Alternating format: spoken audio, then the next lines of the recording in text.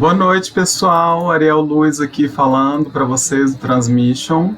E com uma convidada para lá de especial, a Bianca Lopes, uma querida, uma amiga, que me ajudou muito a conseguir entrar na fila para poder participar do processo de redesignação no HGG. Mas a Bianca é graduada em gestão pública e mestranda em saúde coletiva da UFG. Atualmente está como subcoordenadora de atenção à saúde da população LGBT na Secretaria de Estado da Saúde de Goiás.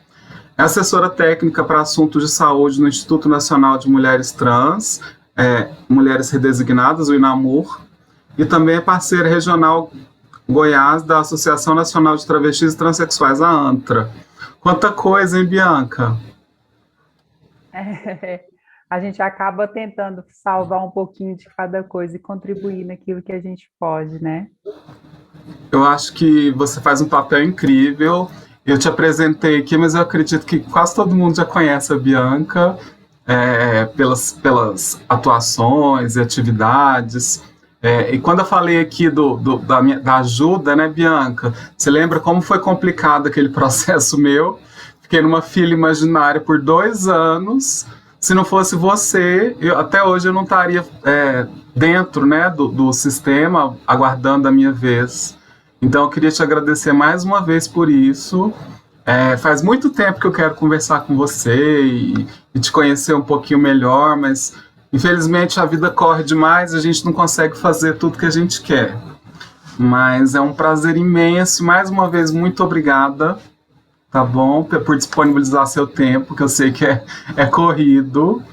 E eu queria, Bianca, assim, que você que já alcançou tanta coisa e já está num lugar assim tão de destaque, né, que faz parte um pouquinho aqui do Transmission, que eu proponho trazer a visibilidade para as pessoas da nossa comunidade, de alcançarem lugares de fala e né, de decisões. Então, eu queria que você falasse um pouquinho para a gente da sua trajetória. Tá ótimo. Obrigada. Mais uma vez, eu gostaria de agradecer a sua pessoa, Ariel Luz, né, pela sua parceria, pela sua amizade, pelo seu carinho, pela sua referência. Agradecer ao Transmission, né, esse projeto que eu considero incrível, que tem um papel social muito importante para dar visibilidade e pautar a agenda política que nós, pessoas trans, necessitamos para ocupar os nossos espaços na sociedade, né? Respeitando aquilo que é direito já constituído, mas que, infelizmente, por uma questão sistematizada, né, do preconceito institucional e institucionalizado, pelo preconceito social, né, do senso comum das pessoas, acaba inviabilizando isso. Eu venho desse lugar, né? Eu sou uma mulher trans, gostaria de me apresentar para quem não me conhece. Eu sou a Bianca Lopes, né? Como ela já me apresentou. Eu sou uma mulher trans, redesignada. Não que isso me defina, mas importa quando a gente tem critérios de saúde, faz uma diferença, sim. De maneira identitária, não, porque não é uma genitália que faz uma pessoa, não é uma genitália que faz a identidade, mas quando a gente pensa recortes de saúde, isso é importante. E eu vou explicar mais adiante o porquê disso. Bom, a minha trajetória, basicamente, é assim, eu acho que muito se assemelha com a história de muitas pessoas, né, com dificuldades na infância, de incompreensão, de falta de referência, né, quando a gente fala de representatividade, de se sentir identificada, né? Quando a gente fala de pessoas trans ocuparem outros espaços que não sejam aqueles de marginalidade, né? Dos estereótipos, de pensar que tem uma pessoa trans dentro da gestão pública, que tem uma pessoa trans dentro de um consultório médico, num escritório de advogado, numa CEO de uma multinacional, né? Dentro de um programa de TV de massa, como o Big Brother, né, como o exemplo da Lin. que teve dentro do Big Brother para mostrar que as pessoas trans não é só aquele estereótipo que a gente está acostumado a ter, que nós somos pessoas reais, com sentimentos, com dores, às vezes até mais que as outras pessoas, e tem um poder colaborativo na sociedade também, produtivo e colaborativo. Eu tive dificuldades na infância, sofri bullying também, tive dificuldades de me entender enquanto mulher trans por conta disso, por conta da falta de referência, não se via quando na minha idade, eu tenho 36 anos, quando eu era adolescente eu não via falar sobre transexualidade, pouco se ouvia, eu lembro de pouco falar da Roberta Close, mas não fazia muito sentido, não conseguia ligar uma coisa à outra.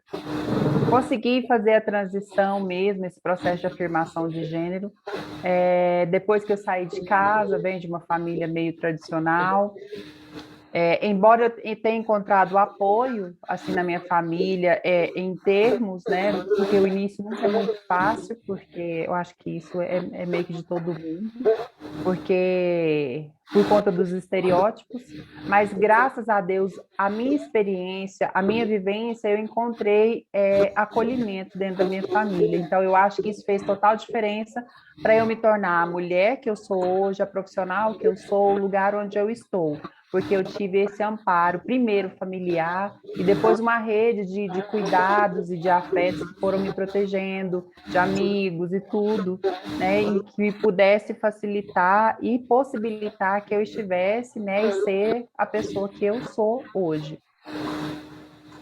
E aí eu tive acesso à informação, eu pude estudar, né, embora eu terminei minha graduação tarde, mas eu tive a oportunidade de estudar, consegui entrar no serviço público por meio de um concurso, né, para me dar estabilidade, mas antes disso, eu também tive problemas com a empregabilidade, participava de processos seletivos, me destacava, estava entre as primeiras vagas, às vezes, para ser contratada, mas quando apresentava o documento, e aí eu não tinha retificado, então eu tinha essa dificuldade, porque eu não era uma mulher cis, né? Então eu não era bem quista ali. Muitas vezes isso não era dito claramente, mas de maneira velada a gente entendia o porquê. Inclusive foi esse um dos motivos porque eu quis fazer um concurso público, porque eu não queria ter mais uma porta batida na minha cara. Dentro do serviço público não foram só flores, encontrei alguns percalços, mas a gente, com as legislações que foram aparecendo, nome social, e aí as coisas foram se ajeitando, consegui ter acesso à informação, a informação é muito valiosa para a gente, porque se a gente pensa na maioria das pessoas trans, elas não têm acesso à informação de direitos básicos, relacionada à saúde, relacionada a direito, né, a várias outras questões. Então, eu acho que isso foi um diferencial para mim, para que eu pudesse chegar até onde eu estou hoje. Assim, eu me considero, assim, diante dos nossos pares, muito privilegiada, assim, porque eu não sofri a metade, apesar de ter sofrido transfobia, e às vezes até sofro até hoje, mas não é a metade do que a maioria dos nossos pares sofrem. Né? Nossa, que história linda, Bianca. Eu fico, assim, emocionada. Saber que uma menina tão jovem, 36 anos, tem a vida toda pela frente aí. Não sei se você sabe um pouquinho da minha história, que eu acordei que eu poderia ainda ser feliz aos 40.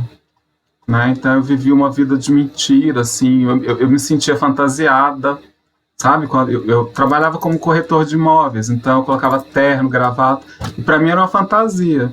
Eu até brincava com um amigo, assim, vou me fantasiar de corretor. Mas então, para mim, que vim dos anos 80, essas referências eram, assim, muito mais escassas, né? E por mais que a Roberta Close tivesse evidência naquela época, mas a imagem que eu tinha da Roberta Close é que era uma mulher cis, né? A gente não entendia, não falava sobre isso. E tinha o que mais? Tinha Vera Verão também, mas eu não me identificava também, então eu achava que eu era um corpo alienígena, assim, uma coisa que estava a passeio aqui na Terra. Mas essa luta nossa, então, assim, se assemelha nesses aspectos, né, acho que de todas nós.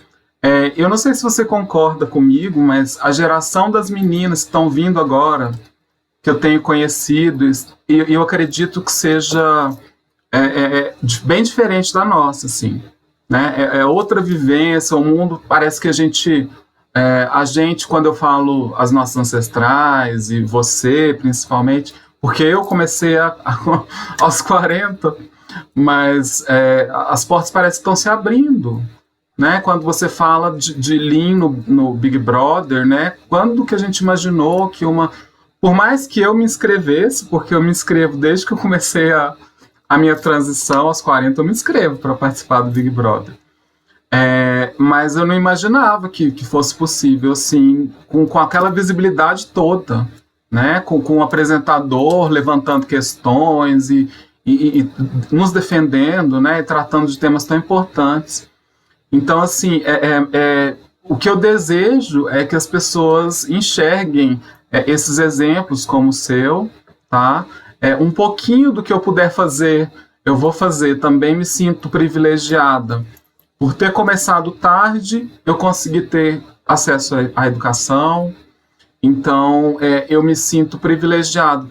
Só que eu sou uma pessoa inconformada, sabe, Bianca? Eu gosto de mudar, de revolucionar, enfim. Então, quando eu tive coragem, era o que faltava, eu acho, para minha vida. Para eu poder bater o pé e falar, agora eu vou fazer alguma coisa, agora eu vou fazer alguma coisa que tenha realmente algum sentido. Mas é claro que isso trouxe vários problemas de saúde mental, né, de depressão, enfim, tudo isso que a gente já sabe que está relacionado, que pode estar relacionado, né? Eu gostaria agora que você falasse um pouquinho, quando você fala da questão da saúde, tão importante, é um tema tão necessário, eu acho que você é tão capaz e pode contribuir tanto. Aquilo que você falou que ia falar mais adiante, eu gostaria que você falasse um pouquinho agora.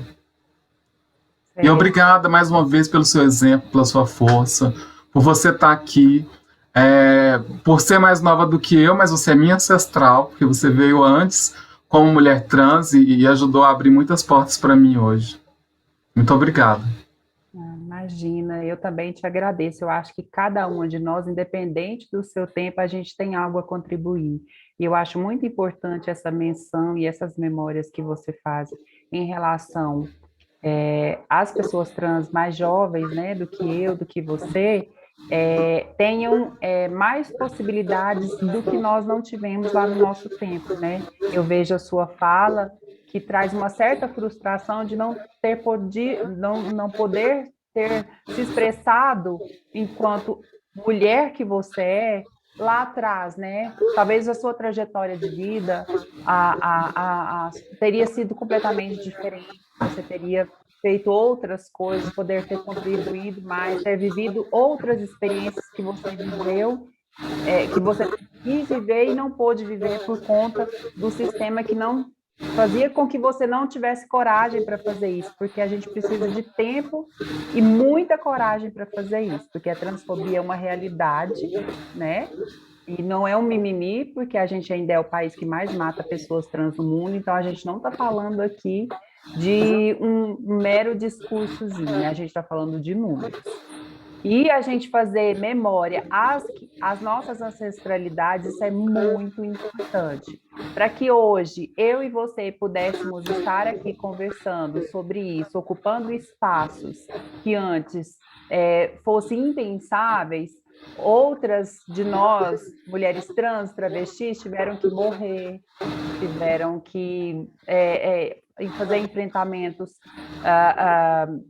na rua, apanhar. Eu estou falando assim, porque se a gente olha para o movimento trans no Brasil, que iniciou lá no final da década de 1970, início de 90, com a Ângela, com a Giovanna Baby, Keila Simpson, essas mais antigas, elas carregam a história do movimento trans, elas abriram porta, né, por meio ali de toda a questão, e a saúde, ela veio sempre, esses direitos vieram sempre enviesados pela saúde, né, dos outros direitos sempre vieram a reboque da saúde por conta, né, no final da década de 80 e início da década de 1990, por conta, né, da epidemia do HIV/AIDS, que infelizmente a nossa população ainda continua com a maior prevalência por conta do contexto de vulnerabilização a quais essa nossa população ela é empurrada. E aí, é desse ponto que é importante a gente começar a falar sobre saúde da população trans, né? Porque quando a gente fala de saúde da população trans, dá-se a ideia que as nossas demandas em saúde, elas se esgotam apenas no processo de afirmação de gênero, que as pessoas costumam dizer de transição, né, de gênero, né, transição social. Eu costumo dizer que é um processo de afirmação de gênero, porque eu não transicionei, eu sempre fui a Bianca, você sempre foi a Ariel. A gente só não tinha possibilidade de nos afirmarmos, né? A gente não encontrava um ambiente seguro para nos afirmarmos como nós somos. Os reflexos disso na nossa saúde mental, eles são severos, porque isso quer dizer que a gente tem, primeiro, dificuldade de muitas pessoas de acolhimento na família, elas têm dificuldade de ir para a escola, né? Na nossa época, a gente tinha essa dificuldade. Mercado de trabalho, era impensável que uma trans, uma travesti pudesse estar ocupando um cargo que não fosse nada por exemplo, de estar ali na esquina se prostituindo, porque é o único lugar que lhes cabia. Então, isso tudo acarreta um peso muito grande para a saúde mental das pessoas trans. Além das questões do processo de afirmação de gênero, né? E aí as outros adoecimentos que vão se somando a tudo isso, né? A falta de segurança pública, né? A violência que é o que a gente é exposta, né? Os fatores estressores de todas essas questões aumenta para depressão, ansiedade, né? Transtornos depressivos, aí o uso abusivo, às vezes de álcool e outras drogas. Então, tudo isso vai culminando para essas questões. E aí, quando a Suicídio gente também, fala né, Bianca? Suicídio também. autoextermínio, né, exatamente. Aí acaba culminando nisso, né? Quando não morre por uma morte violenta, no sentido de alguém, um terceiro, ir lá e cometer, assim, de maneira direta, porque o suicídio também tem a ver com isso, né? É uma morte lenta que as pessoas vão empurrando as pessoas trans para esse lugar, né? De sentir de não pertença, né? De se sentir diferente, de se sentir menos, e aí vai se agredindo a ponto da pessoa não aguentar. Sim, Então, isso é muito importante que a gente fale disso, né? sim, Então, o processo de afirmação de gênero, ele tem um viés importante da saúde mental, do acompanhamento ambulatorial, que é exatamente para tentar amparar, por meio do aconselhamento, essas questões de sociabilidade, saúde mental, para que as pessoas se estabilizem e tenham condições de seguir, sim. né? Temos também a questão para evitar que as pessoas, principalmente as meninas trans, as mulheres trans, travestis, que ainda necessitam estar na rua, se prostituindo por um motivo, por outro, para se sustentarem, às vezes, para tornar seu corpo vendável, ela precisa investir nele, mas não tem condições. Como é que ela vai fazer isso? Ela vai se submeter a procedimentos arriscados, né, proibidos, colocando produtos que não são adequados, né, ao uso humano para construir um corpo bonito para vender, porque afinal de contas vende-se o corpo, vai se sujeitar a esses procedimentos clandestinos e expor a Ou, sua saúde, né, ou expor vender, a sua vida. vender sua alma para uma cafetina, né? E nunca mais ter a liberdade. E ainda tem outras questões, porque aí isso acaba dentro da própria população, ainda existem essas outras questões que enviesam a questão também do aliciamento, né? E às vezes torna a questão um pouco mais complexa, porque às vezes, como essa pessoa não tem um amparo da família, do Estado, de ninguém, ela fica suscetível a essas outras formas de exploração, né? E aí existem várias formas delas, né? Então, essa é uma das questões. E também entender que saúde não é só isso, às vezes as pessoas trans também têm outras demandas, né? Tem hipertensão, enfim, problemas cardíacos, tem o inflamado, e quando a gente pensa em saúde, a gente pensa em atenção, a gente precisa chegar na unidade de saúde e ter acesso a serviços de maneira respeitosa, guardando o princípio da humanização que está no direito de Carta de Usuários do SUS, respeitando o nome social, identidade de gênero, como está bonitinho lá no texto, mas a gente ainda resvala na questão do desconhecimento dessas políticas públicas que dão esse amparo legal para nós, mas na efetividade ainda é uma questão. Tanto que o processo transexualizador, ele está desde 2008 como política do SUS. A Política Nacional de Saúde da População LGBT tem 10 anos que está aí no SUS e a gente ainda está patinando. Tem profissionais de saúde, tem gestores de saúde que ainda não se entendem corresponsáveis, não conhecem da política. Foi o meu caso, né, Bianca? Que se não tivesse entrado, a gestora do posto de saúde não sabia como fazer o processo. E eu me ponho outras meninas no meu lugar que não teriam o acesso a você, que eu tinha na hora do seu telefone, e pôr você para conversar com ela. E aí? E quando que a gente vai... Aí a gente, pensando em política, né? Pensando em políticas públicas e tal, quando que a gente vai fazer de fato o que está ali escrito, né? Quando que a gente vai ter esse direito de fato, não ser só um papel que a pessoa não se importa, porque não faz parte daquele mundo, então não tem por que ela ter interesse né? Você teve que brigar lá e batalhar por mim, eu lembro disso, eu nervosa, e assim, fui super bem recebida na primeira vez que eu fui nesse posto de saúde, por um rapaz LGBT, que eu lembro o nome dele ainda, mas não vou falar, mas ele reconheceu o meu perfume, o nome do meu perfume, a gente conversou. Mas da segunda vez que foram algumas mulheres, que eu tive contato, mulheres cis, que me trataram com descaso, com deboche, aí eu perdi a paciência. Graças a você a gente conseguiu, depois de 2 horas no telefone, né, Bianca? Mais ou menos conseguiu ensinar a gestora a fazer o processo, e eu espero que ela tenha aprendido e que outras pessoas não passem por isso. Mas aí eu queria te perguntar, eu acho assim, super importante a gente lembrar que por mais que a gente esteja vivendo num momento mais propício para essas conversas, essas discussões, as pessoas têm mais facilidade, as pessoas trans, a políticas públicas, todas essas coisas que a gente não tinha lá atrás, as pessoas ainda morrem, né, Bianca? O Gilvan estava aqui com a gente, falou do caso da Brenda Lee, infelizmente... Também tivemos o caso do Popo Vaz, que é um homem trans, que também se matou alguns dias, algumas semanas. E isso me deixa muito triste, sabe? Pessoas podiam ter uma vida pela frente. Eu sei que é uma luta, que é muito difícil, assim, para quem sofre de depressão e tem esse viés, né? Mas eu acho que está na hora... Não sei se você vai concordar comigo, da gente ter mais pessoas trans na política. Né? Eu acho que a gente precisa de ter uma representatividade num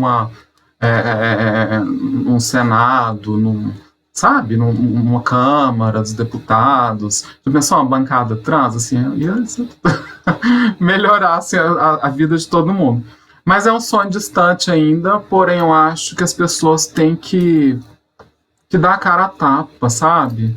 Tá na hora da gente descruzar os braços e fazer alguma coisa, né? Eu tô nesse momento, Bianca, assim, de peito aberto, sabe? Eu vou enfrentar o que tiver que enfrentar, porque eu sinto que eu perdi muito tempo, né?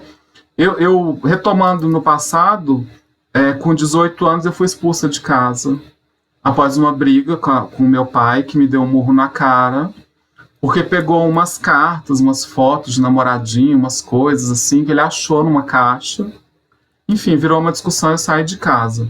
E fui morar com 3 drag queens que tinham vindo de Brasília para estrear o cenário drag em Goiânia, que não tinha ainda. E aí, o que, que eu ia fazer da vida? Tive que ser drag também, não sabia fazer outra coisa. Com 18 anos, estudando ainda, tinha acabado de terminar o segundo grau, tinha prestado vestibular, e então com 18 anos nasceu a Lady Maligna, numa festa de Halloween. E aí, só que naquela época, como a gente não tinha informação e não tinha. A gente. Era tudo voltado para prostituição, para drogas, para bebida e tudo mais. Então eu conheci uma cafetina que queria, porque queria me levar para a Itália. E assim, não cheguei a ter que vender meu corpo, mas era uma proposta tentadora, porque era o único jeito que eu via de me tornar uma mulher de fato, sabe? Que para mim ainda eu achava que faltava muito, né, para conseguir isso. Então eu cheguei a pensar muito nisso. E quase fui, sabe? Mesmo sem nunca ter me prostituído. Eu lembro que eu saía com as. Eu virei hostess de uma boate que abriu. E aí eu conheci várias travestis, porque eu ficava na porta chamando o pessoal para entrar. E aí eu saía com elas. E aí eu sempre falava que o meu preço era o dobro do preço delas, assim, porque eu não tinha coragem de ir, sabe? E eu lembro que eles falavam assim, mas tá muito caro. Eu falava, é meu preço, assim, porque eu não queria ir.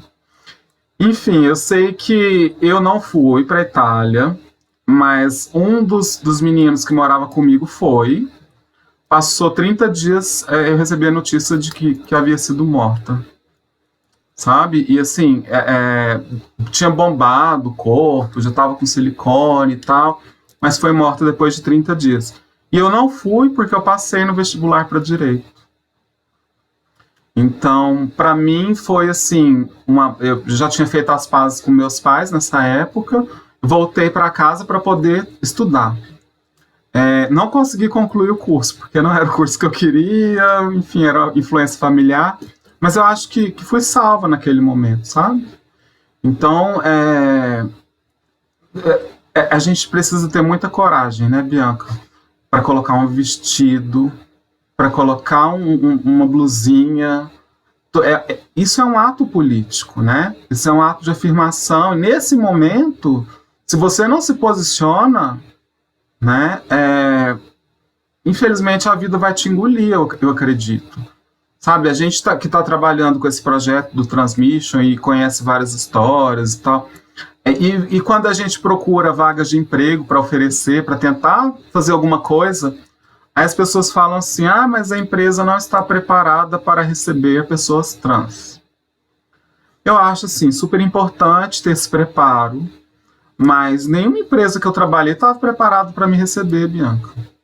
Sabe, eu acho que o que eu preciso é pagar boleto, e as empresas precisam de me aceitar, pelo menos, né? De deixar, pelo menos, eu fazer meu trabalho, como todo mundo faz. Eu acho que a gente precisa dessas capacitações, desse diálogo com as empresas e tudo mais, mas o primeiro e mais importante é abrir as portas para as pessoas poderem ter uma vida mais digna e poder pagar suas contas. Eu queria saber o que você acha disso.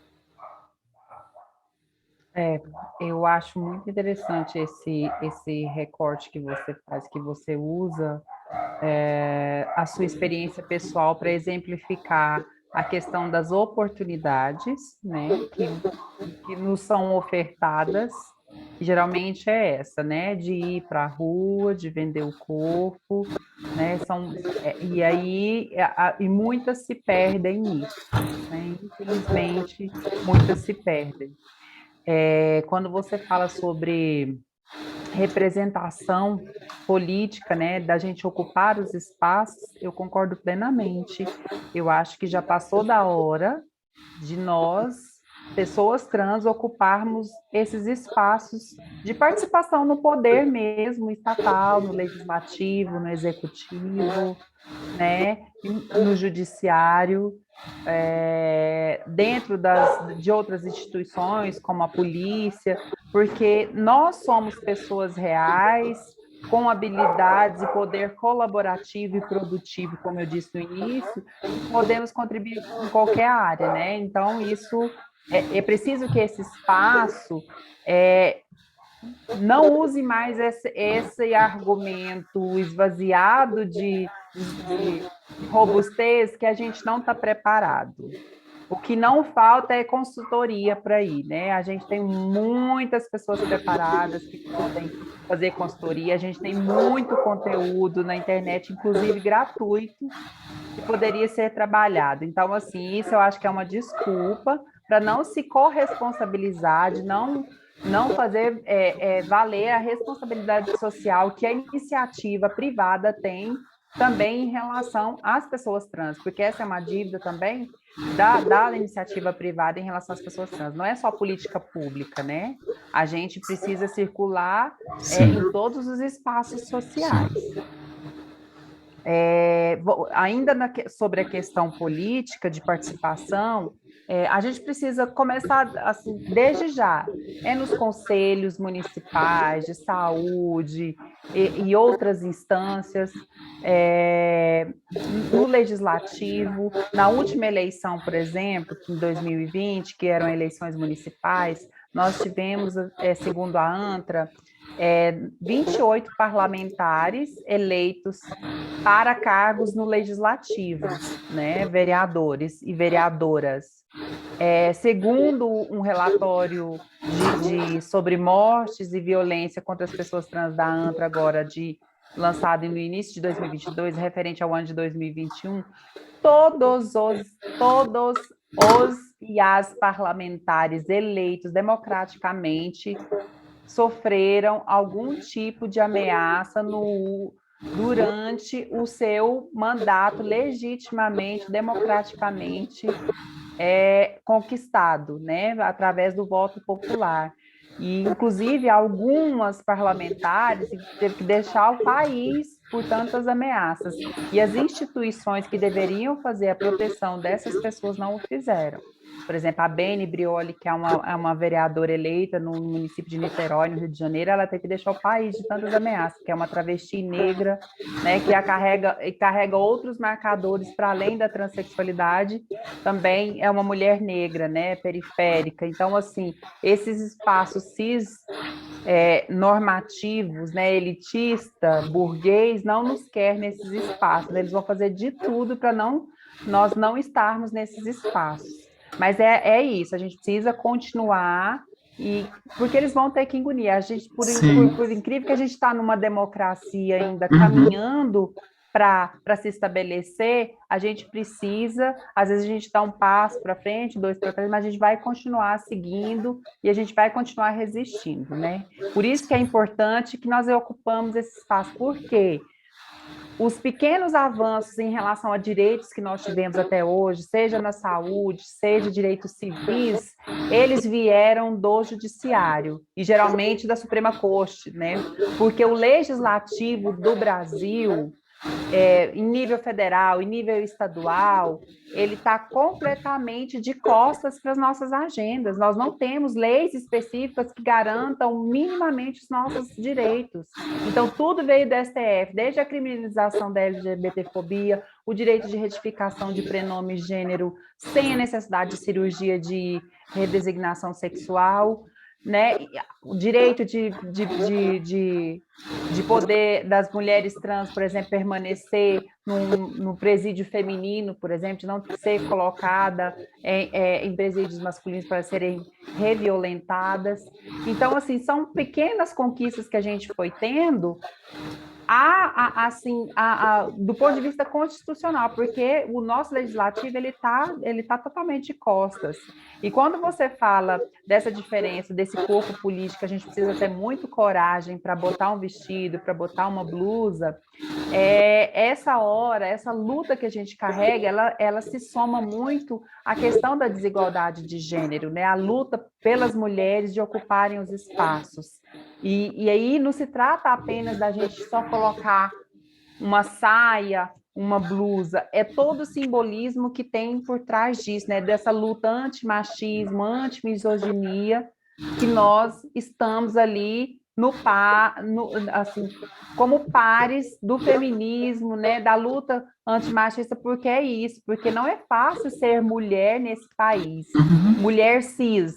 Imagina mulheres trans e travesti, é muito pior. Então, Sim. assim, a gente precisa muito dar as mãos nesse momento, assim, de apoiar a luta pela igualdade de gênero e também para reconhecimento das nossas identidades trans como um direito já assentado pelo Sim. STF. Nós existimos e precisamos continuar nesse caminho, né? Não é fácil, não é fácil. Você bem sabe, a gente que tem uma vida social um pouco mais explícita ou assim um pouco mais aberta, ter um pouco mais de reconhecimento. Vez ou outra você tem ataque de hater, né, que vem na sua rede social te atacar, falar alguma coisa, tentar diminuir aquilo que você produz, aquilo que você contribui para a sociedade, mas se tem uma coisa que a gente tem capacidade de ser enquanto pessoas trans, é resiliência, né? Quando a gente não sucumbe ao sistema, a gente tem uma capacidade de resiliência muito grande para fazer valer nossos direitos e continuar seguindo. E se hoje as pessoas trans que estão nascendo agora, ou que são jovens, né, mais jovens do que eu, do que você, está encontrando um caminho um pouco menos sofrível, porque a transfobia ela é uma realidade, existem muitas situações, mas hoje em dia elas conseguem se reconhecer, por exemplo, na TV, na rede social, no Instagram, no Twitter, ela vai ver que tem pessoas iguais a ela, diferente de mim e de você, né? Sim. O ano passado não, na verdade, em 2020, eu completei 35 anos, né? Foi quando eu fiz 35 anos. E foi muito simbólico para mim, porque naquele momento eu tinha acabado de entrar no mestrado, tinha um monte de planos, eu me sinto jovem, eu tenho um monte de planos para a minha vida, eu fiquei pensando, no dia eu fiquei fazendo uma reflexão.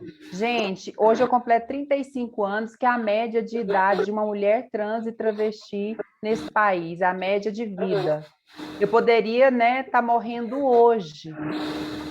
E aí eu fiquei pensando, eu estou cheia de vida, eu estou cheia de projeto, eu quero fazer tanta coisa. E eu fiquei pensando como essa situação é cruel com a nossa população. É extremamente cruel, né? Então, eu sinto uma responsabilidade social para além do lugar de enquanto servidora do Estado de Goiás, que atua num cargo, que está num cargo de gestão dentro da Secretaria Estadual de Saúde, eu carrego comigo essa responsabilidade social de dar vez, de dar voz, de costurar políticas, articular políticas para essas pessoas que, como eu, não tiveram acesso à informação ou nem sabem do direito que têm. Né? Para que as dificuldades que você encontrou quando você foi na unidade de saúde e não teve o seu direito respeitado, que era simplesmente pegar um encaminhamento, encaminhar você para um serviço especializado que o profissional não sabia, e aí queria te culpar por isso, falando que você estava nervosa à toa, que você estava destratando, porque a pessoa estava sendo totalmente negligente com você, porque um agente de Estado ele não pode desconhecer, ele não pode falar que não existe, alegar desconhecimento, porque é lei, a gente tem todo um dispositivo que garante esse direito a você. Não foi falta de informação. Se a informação não chegou até lá, naquela pessoa que está na ponta, tem que entender por que o gestor não fez chegar até ela, porque as informações elas foram disponibilizadas para todos os municípios do estado de Goiás, como que se faz o fluxo no processo transexualizador em Goiás. Agora, se o gestor de saúde não considerou isso importante e fez chegar lá nos servidores deles que estão atendendo na ponta, ele vai ter que responder por que ele não fez isso. Porque estava pactuado lá na comissão de intergestores bipartíticos, onde é uma instância do SUS em que todas as políticas são discutidas e pactuadas. Então, você não pode alegar desconhecimento.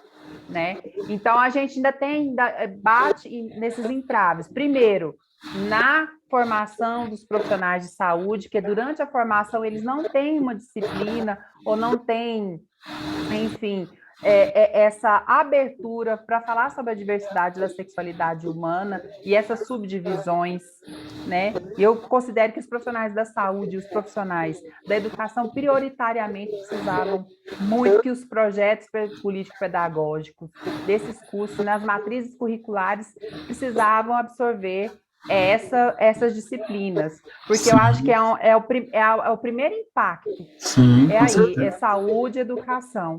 Então, para que as pessoas, quando chegassem nos lugares, ou que fossem usufruir dos serviços estatais que a administração pública tem a oferecer, enquanto direito de cada um, não encontrassem esses obstáculos que eu considero simples, mas que para as pessoas são os maiores, porque veja bem, se uma pessoa chega na unidade de saúde querendo ter acesso a um direito que é constituído por ela, e se um agente de Estado está ali na recepção, trata ela mal, não respeita o nome dela, ou quer culpabilizá-la porque ela não sabe das informações, ela nunca mais vai voltar ali. Exatamente. Ela não vai voltar. Uhum. Então, a gente precisa fazer isso. Só que o que acontece?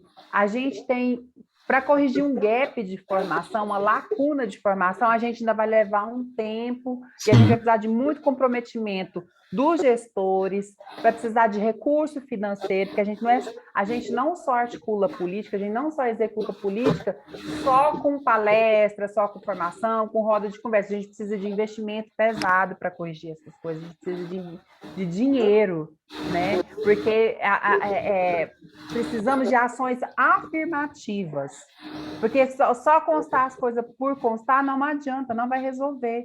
É a mesma coisa que quando a gente fala de racismo, né? Se a gente não tiver ações afirmativas, a gente não vai corrigir algo que é estrutural e que vem assim de séculos. Sim. Então a gente precisa correr atrás desse prejuízo, e isso não é uma tarefa só das pessoas trans.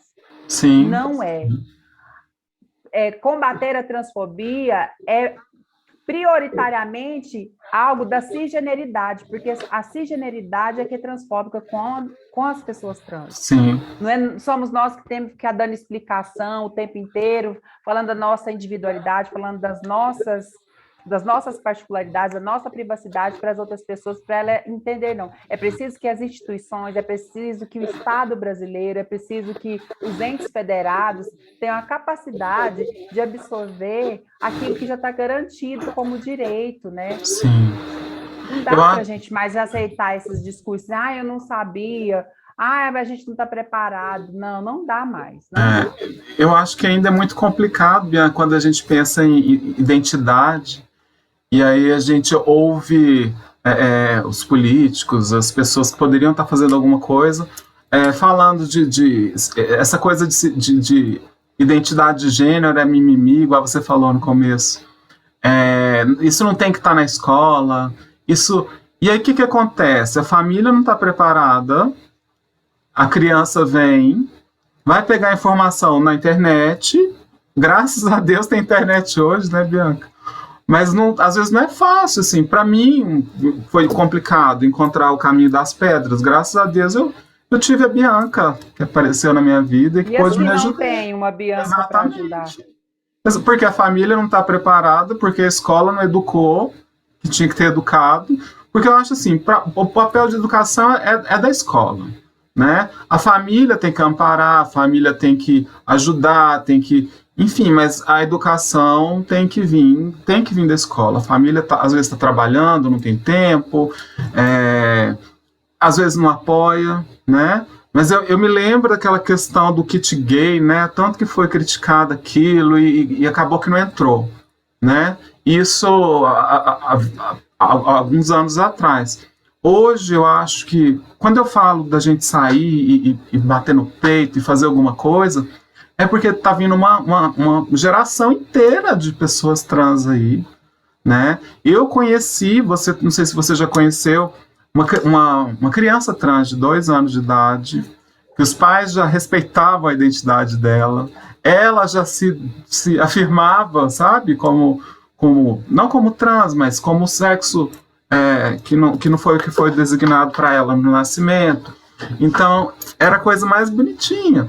Se você pega hoje na internet, você vê que as crianças estão tomando bloqueador de hormônio, então não passam pela puberdade, não tem os problemas que a gente tem hoje, que eu tenho, né? Você não tem, que você já está pronta, linda, mas questão de pelo, questão de... é tão complicado, né? Se a gente vivesse num mundo mais justo, mais igualitário, mais humano, talvez as coisas seriam completamente diferentes, com certeza. E eu acho importante, Bianca, quando você fala que a sociedade tem que agir, né? Que a gente não pode esperar só dos poderes enfim. Mas a sociedade tem que se mostrar aliada, né? A sociedade tem que tomar partido de alguma forma, né? De preferência que seja uma forma humana e tranquila e tudo mais. Mas não dá mais para ficar em cima do muro, né? Eu precisei de uma novela, que foi aquela novela Força do Querer, que tinha o Ivan, não sei se você lembra, para os meus pais me ouvirem a partir daquela novela. Porque antes eles não me ouviam, eles não me entendiam, não queriam saber.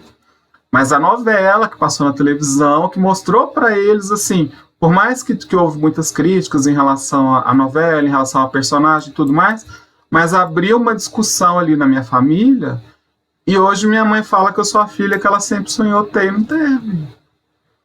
Sabe? Eu esperei tanto tempo para ouvir isso, achei que nunca ia ouvir, mas não foi... enfim, não foi uma política, não foi nada disso, foi uma novela que trouxe esse assunto para dentro de casa. Então, eu também acho a cultura uma coisa muito importante. Todas as formas de expressão, seja cultural, seja política, é necessária nesse momento, e a gente tem que ir atacando onde que a gente pode.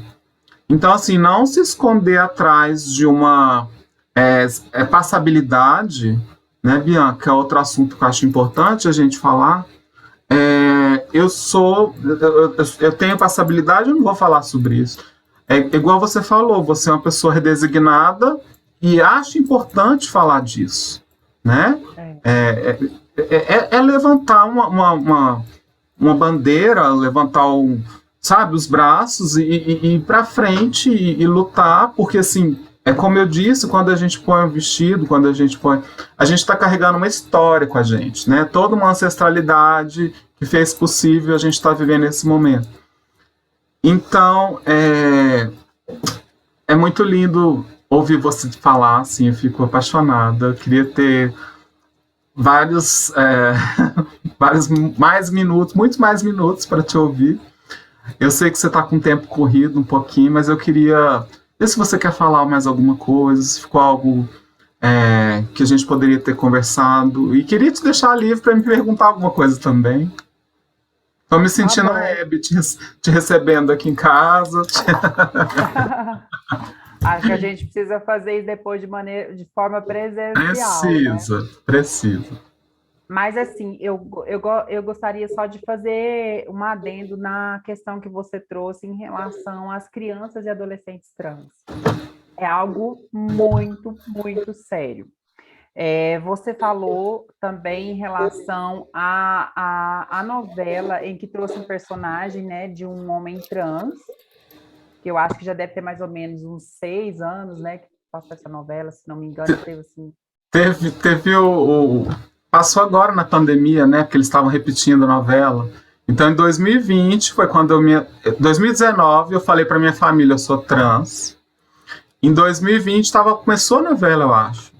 E aí teve esse período para gente... Mas ela passou a primeira vez, eu acho que deve ter mais ou menos uns 6 anos. Sim.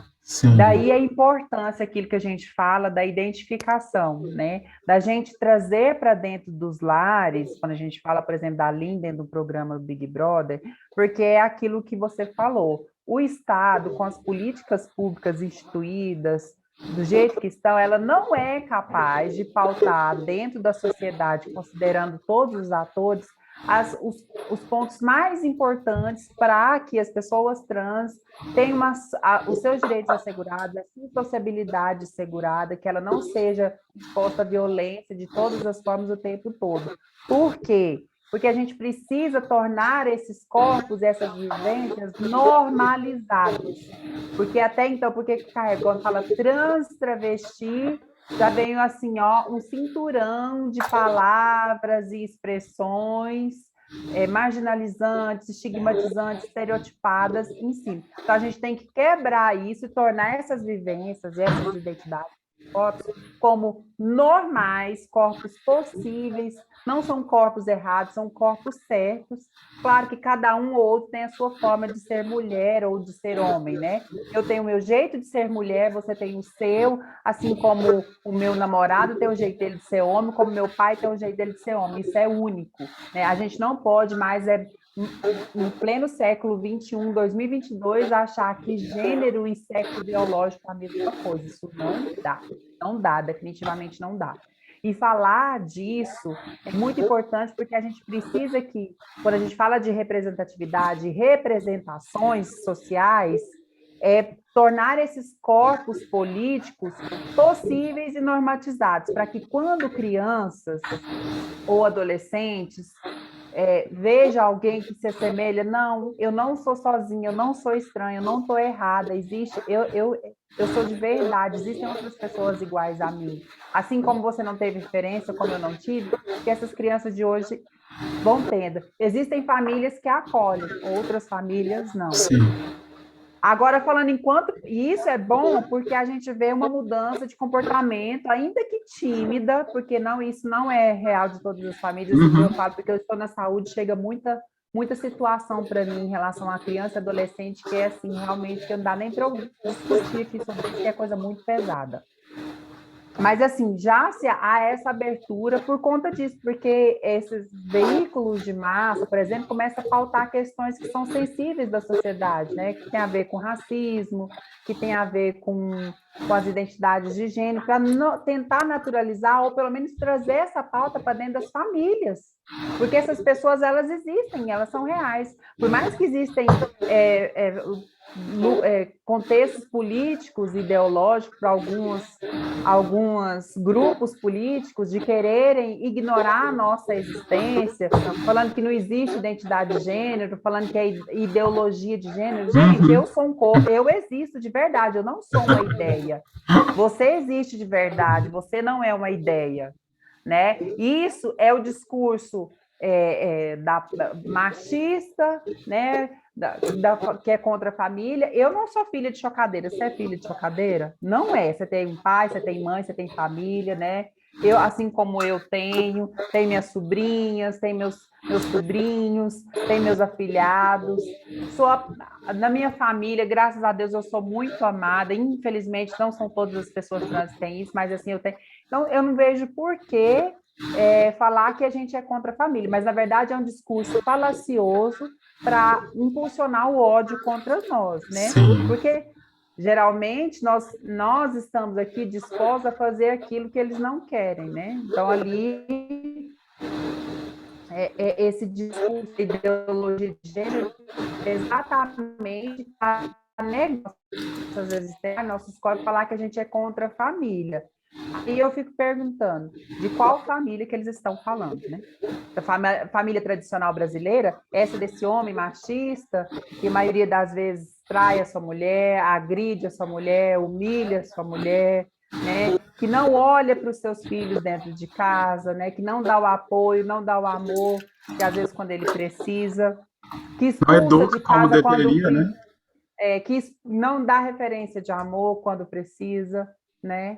Aí a gente voltando de novo a falar das crianças, a gente precisa, o Estado brasileiro, ele precisa caminhar para cuidar das crianças e adolescentes trans. Porque a gente, em 2022, a política do processo transexualizador, ela prevê a atenção apenas de pessoas adultas a partir dos 18 anos. Mas eu não virei trans, digamos assim, de uma forma bem esdrúxula de se expressar, aos 18 anos. Eu sempre me senti Só que ninguém me compreendia, eu não podia me falar, eu não podia me expressar, eu era contida pela minha família, eu não podia me expressar. Isso traz marcas profundas na gente. Veja, se eu tivesse tomado, talvez, tivesse tido um acompanhamento multiprofissional, que eu pudesse deixar eu ser eu quem eu era desde sempre, para minha família me aceitar e me compreender, aceitar não, me acolher, né, na minha demanda e fazer com que a família se sentisse confortável também, porque às vezes as famílias elas não sabem o que fazer, não tem referência nenhuma. Meu Deus, o que está acontecendo com meu filho, com a minha filha? Está ficando doido, vou levar no psiquiatra, vou levar no psicólogo, vou fazer uma terapia de reversão, não existe isso. Então, assim, precisa, sim, que o Estado, as políticas públicas comecem a olhar para isso. Por exemplo, se for uma criança trans, poder tomar os bloqueadores no tempo correto, né? Para evitar que ela crie características que ela não queira. Ou se não for isso, pelo menos assim, fazer um acompanhamento, um aconselhamento da criança, do adolescente, junto com a família, para que ele não tenha nenhum tipo de transtorno, né, que vá desembocar num transtorno de depressivo, compulsivo, ansiedade, uso de álcool, drogas, né, outras questões. E se for o caso, fazer um bloqueador para que não apareça, por exemplo, pelos, né, que não apareça características sexuais do gênero que eles rejeitam, porque isso vai evitar muito problema futuro, por exemplo, de ter que fazer algum tipo de cirurgia de retirada, ou para tomar fármaco forte para acabar com pelo, e outras coisas que para as outras pessoas cis não fazem muito sentido, mas que para a gente é extremamente importante. Isso atrapalha, inclusive, a gente socializar com outras pessoas, para se relacionar. Às vezes a pessoa fica insegura com o próprio corpo, porque tem características que ela não se sente à vontade para se relacionar. Então, isso traz muitas questões, e a gente precisa olhar para isso com mais seriedade. E as nossas crianças e adolescentes, eles estão completamente negligenciados do ponto de vista da saúde, para esse cuidado de saúde mental e do processo de afirmação de gênero. E isso é urgente, isso é para ontem, a gente conversar sobre isso. E uma outra questão também muito importante que a gente não pode deixar de falar é sobre a saúde sexual e reprodutiva das pessoas trans. Isso é desconsiderado, a gente não discute sobre isso. Às vezes a gente está falando aqui de acesso à saúde, a gente está falando de processo transexualizador, a gente está falando de afirmação de gênero, a gente está falando de cirurgia de redesignação, mamoplastia, esterectomia, mastectomia para os homens trans, e as pessoas trans que querem ter filhos biológicos, a gente está falando sobre isso. Como é que está o sistema de saúde? Está acolhendo bem? Dá conta das demandas de um homem trans chegar grávido numa unidade de saúde para fazer o pré-natal? Né? Ou as pessoas trans que querem fazer o processo de cirurgia, né, de retirada das gônadas, né, do aparelho reprodutor, e para fazer uma inseminação artificial no futuro, talvez, usando seu material genético, qual é o amparo? A gente não tem, a gente está completamente desamparado. A política que está aí estabelecida, a gente precisa falar sobre isso. Por exemplo, eu passei pelo processo de redesignação sexual lá atrás, então foi retirado todo as minhas gônadas, né? As características do sexo biológico masculino, elas foram retiradas, eu não produzo hormônios naturais mais. Inclusive, eu tenho que fazer reposição hormonal, porque eu não produzo mais hormônios. Em nenhum momento desse processo eu fui perguntada se eu queria ter filhos, por exemplo, biológicos, né? Não que a gente ter filho não precisa ser necessariamente só biológico, né? Mas se eu quisesse ter, eu não fui perguntada. Para mim, não faz diferença, porque eu posso ser mãe daqui a um tempo, eu posso adotar uma criança, para mim está tudo bem. Mas e as pessoas que querem? Porque é um direito. O direito à saúde sexual e reprodutiva é um direito nosso. E isso às vezes isso é desconsiderado ainda pelas políticas de saúde. Então a gente precisa falar sobre isso. Sim. A gente já precisa fazer essas atualizações nas políticas públicas de saúde, em que levem em consideração a nossa saúde sexual e reprodutiva. Eu acho que tudo que tem a ver com sexo, se relacionando a nós, pessoas trans, é visto como algo sujo, algo, né, tem um tabu, assim, ninguém quer falar sobre isso. eles nos enxergam como um corpo para ser consumido e ser descartado, né? Na fantasia deles, né? Assim, você falou dos haters, eu tenho muito mais pessoas que me ligam sem me conhecer pelo Instagram, pelo Facebook. Eu já desisti de usar o Facebook, porque é só foto que eu não pedi e gente me ligando que eu não conheço, como se eu não pudesse conversar. E as pessoas não querem mais conversar, né? E aí, quando a gente fala de sexo, eu acho isso fundamental que você está falando aí. É complicado, porque as pessoas não querem falar sobre isso, né? Não, como você disse, não querem nos humanizar ainda. A gente precisa de lutar, precisa de passar dessa fase de ser uma coisa estranha, de ser uma coisa... Como eu me sentia lá quando criança, né? Um alienígena no meio do planeta e tudo mais. 2022, como você disse, não dá mais para aceitar esse tipo de situação. Mas aí vem aquela coisa que a gente fala da educação, né, Bianca? Também precisa de entrar esse assunto, tem que estar disponível para ser discutido, para estar nos fóruns, para estar no... né? E a gente não vê muito isso acontecendo. Mas se fosse uma coisa natural, né? Se tivesse vindo da educação lá, desde sempre, a gente estaria vendo. Então, é muito importante. Você quer comentar alguma coisa? Sim, eu acho que educação é extremamente importante. Falar educação sexual ainda mais. A gente tinha que ter essa discussão na escola. Existe um tabu muito grande quando a gente fala de criança e adolescente, falar sobre educação sexual. E as pessoas quererem atribuir erotização à educação sexual, que são coisas distintas, né? Fala que dá-se a ideia de que falar educação sexual, a gente vai ensinar a criança a fazer sexo, gente.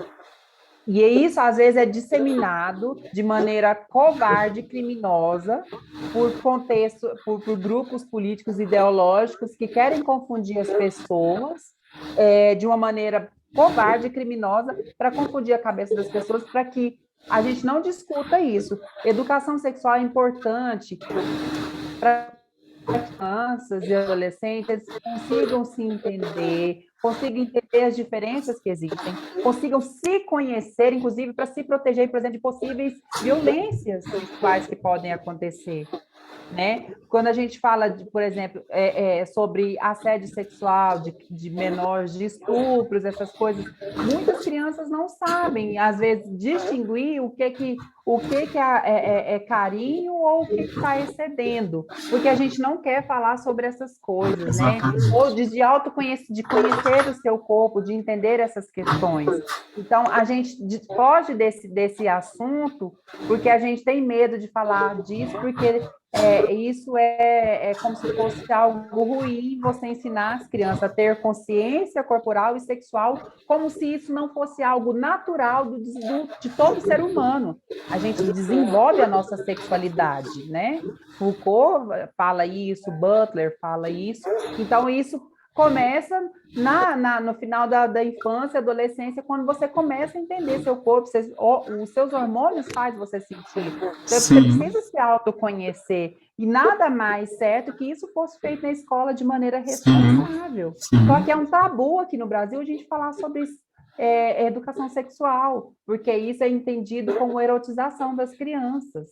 Né? Mas você pode deixar a sua criança na sala assistir a novela das 8, das 9, com cena de sexo quase que explícito, né, entre um casal cis heteronormativo, porque essa ideia de que é algo que é o certo, que é o correto. Né? E aí, quando tem um beijo de amor entre dois homens ou entre duas mulheres, isso é um horror, né? Não é afeto, né? Ali é um absurdo, mas assim, sexo explícito pode, mas afeto entre duas pessoas do mesmo gênero não pode. Então, assim, a gente ainda precisa sair dessas discussões primárias, né? E assim, primitivas, diria eu, para a gente conseguir avançar. Então, assim, se a gente não conseguir avançar nisso, a gente ainda vai ficar patinando em algumas questões. E é por isso que eu acho que a gente tem que encontrar pessoas e se relacionar e e dar as mãos e fazer uma luta. Eu acho essencial toda essa entrevista que eu fiz com você, na verdade, né? Que eu quis aproveitar da sua experiência, da sua inteligência, da sua capacidade de falar sobre isso. E aí acabou parecendo que eu estava te fazendo pergunta e tudo mais, mas eu acho imprescindível a gente falar sobre isso e fazer alguma coisa que seja 1%, né? Que a gente consiga tocar uma pessoa.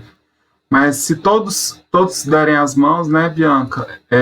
Só queria lembrar uma coisinha que acontece comigo muito, a preocupação do banheiro. Eu acho que também tem a ver com sexo, né? Também é sexualizada a questão da nossa presença nos banheiros femininos públicos, né? Hoje eu passei por isso, então eu sempre passo por isso.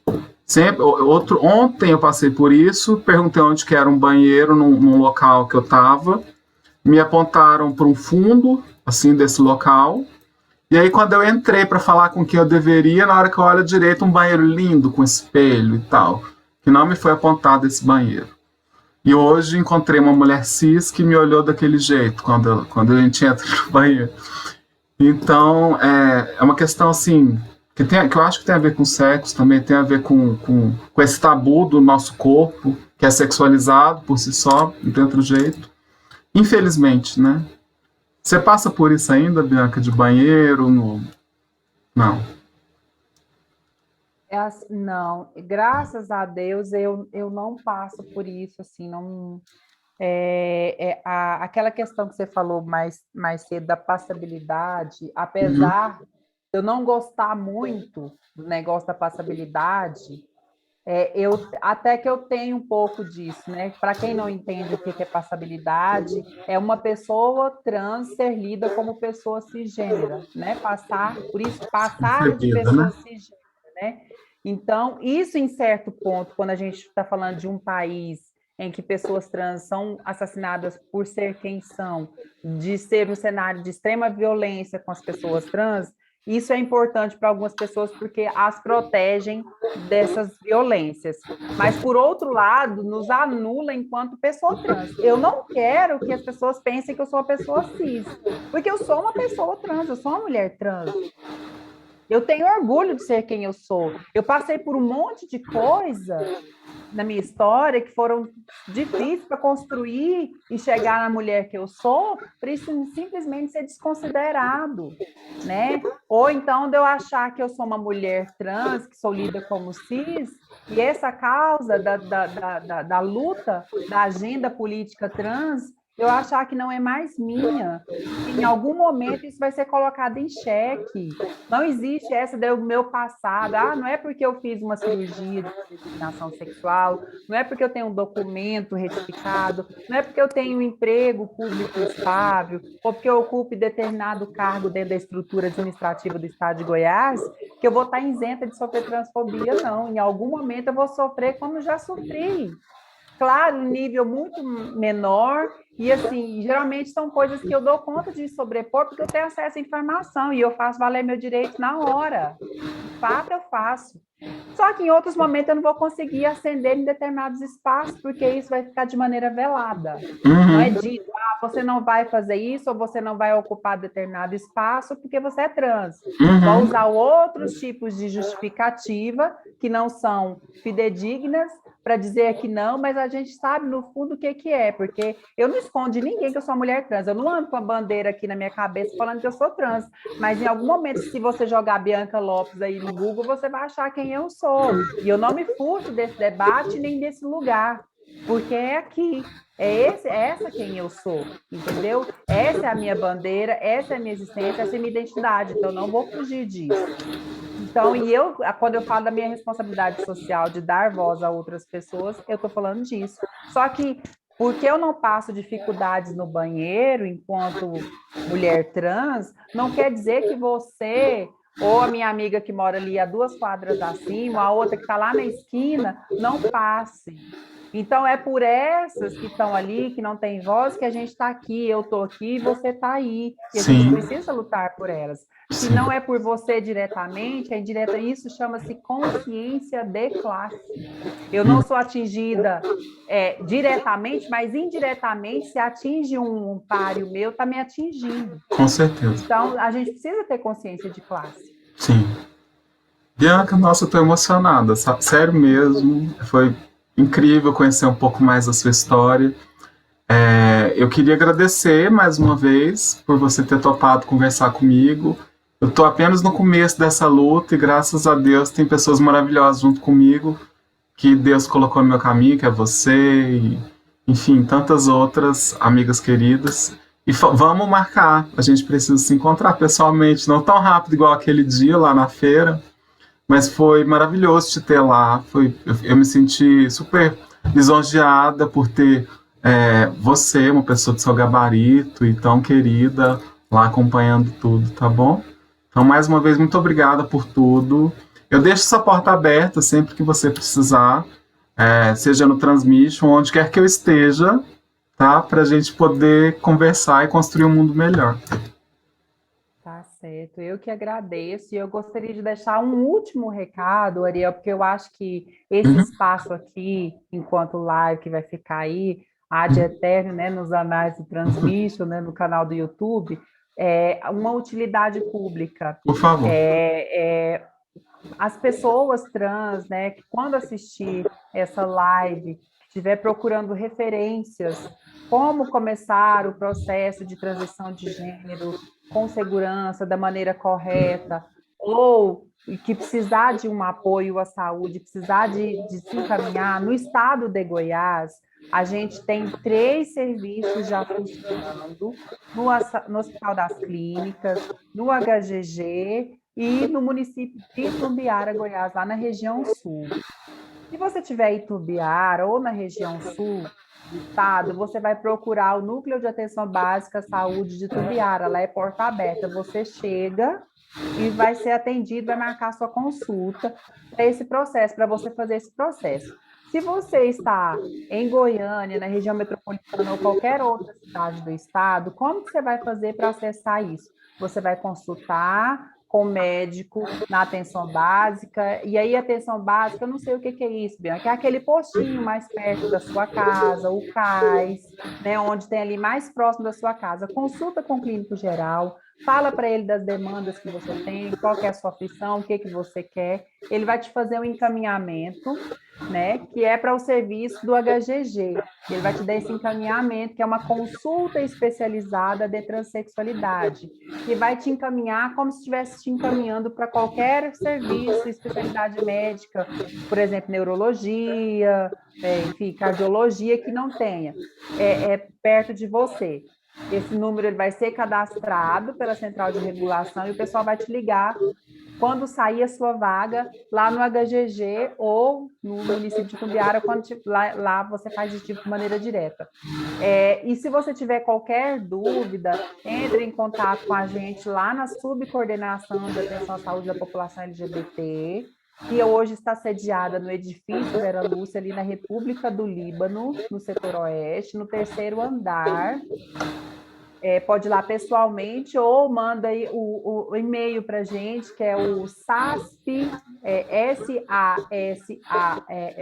SASP, SASP, lgbt.saude@goias.gov.br, que vai falar diretamente comigo, ou se é um profissional de saúde que tiver dificuldade, também pode falar comigo, ou siga a gente lá nas redes sociais, biancalopes.go. Pode me chamar no direct que eu respondo. No mais, eu gostaria muito de agradecer, Ariel, você, o Gilvan, que trabalha na sua assessoria. Muito obrigada por oportunizar esse espaço para a gente discutir questões tão sensíveis e tão importantes para a população trans. Agradecer pela parceria de sempre, pela sua sensibilidade, pelo seu carinho e referência. E, mais uma vez, me colocar à disposição, tanto do Transmission quanto a sua pessoa, para a gente trabalhar e continuar nessa parceria que a gente tem feito, que tem dado tão certo até aqui. Muito obrigada pelo carinho, pelo acolhimento. Depois a gente vai marcar a nossa terapia de boteco. Precisamos. Precisamos. Eu vou dizer, Bianca, que depois eu vou pedir para você, se você quiser mandar um textinho para a gente colocar na descrição com essas informações. A gente coloca na descrição aqui no YouTube, tá bom? E Ok. ó, sei que você está correndo, que você tem viagem, estou preocupado com o seu tempo. Mas muito obrigada mais uma vez, tá bom? Um beijo grande, uma boa viagem e tô esperando nas terapias de boteco. Um beijo. Beijo, querido. Tchau, Tchau, tchau. obrigado. Nada.